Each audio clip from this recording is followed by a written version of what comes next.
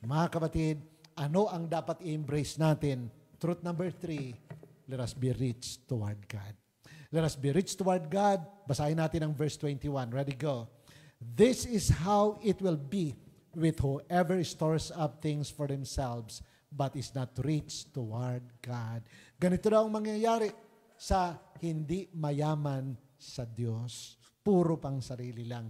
Mga kapatid, true wealth is equal to spiritual richness. Kaya may gawain katulad nito. Kaya may ministry. Kaya tayo nag-o-open ng mga gawain sa different locations para ang lahat ay may opportunity na makapag-serve kay God. Lahat may opportunity na makapag-ipon ng true wealth. At yan ang spiritual riches. Yan ang dahilan ba't nagdi-discipleship tayo. Bakit tayo nag-encounter? Bakit tayo nag-SOL? Para marami ang magkaroon ng opportunity na magkaroon ng true wealth. Dahil pag walang opportunity, so hindi sila makakaipon ng spiritual richness.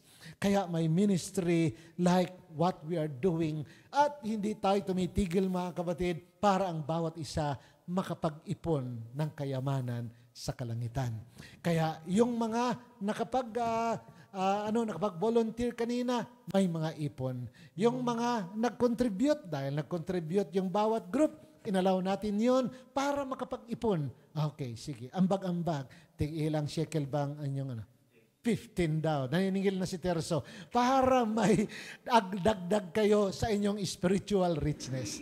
Yung mga taga-group 1 yun, si Terso ay maniningil sa inyo, tig 15-15 daw, para din sa inyo yan. Para makaipon ng true wealth. Sina Brother June naman, magkano naman ambag-ambag niya? Sa pundo. Meron na pala silang pinundo. Every week, meron na ipon sila. So every week pala, nagpupundo na sila at nagwi-withdraw na lang sila sa Lord's Bank. 258 ang ginasto nyo. Kaya divided by sa kanilang group.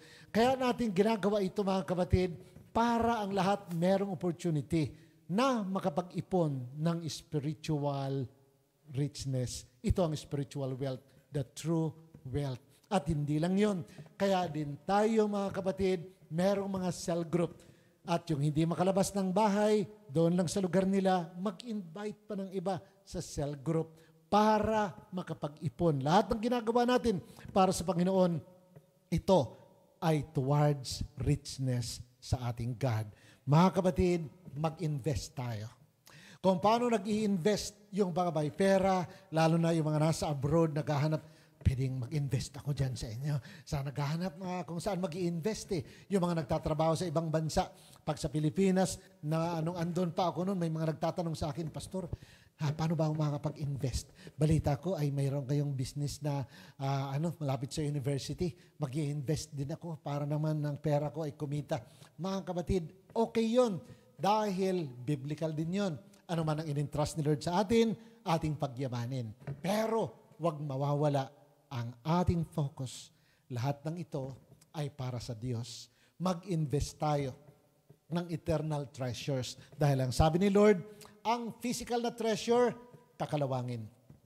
Ang physical na treasure, nanakawin. Pero ang spiritual na treasure, eternal. Hindi kayang kalawangin, hindi kayang nakawin.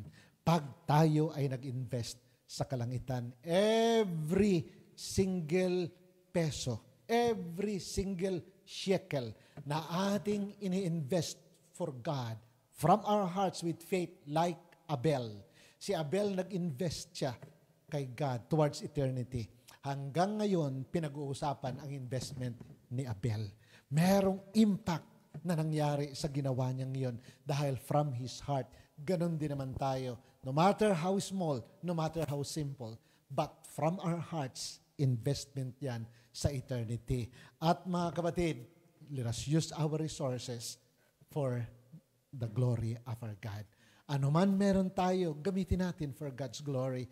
It's all right na i-enjoy din natin. Dili tayo ng ilang mga bagay na pwede tayo mag-enjoy. Pero kung mag-enjoy man tayo, let God be glorified.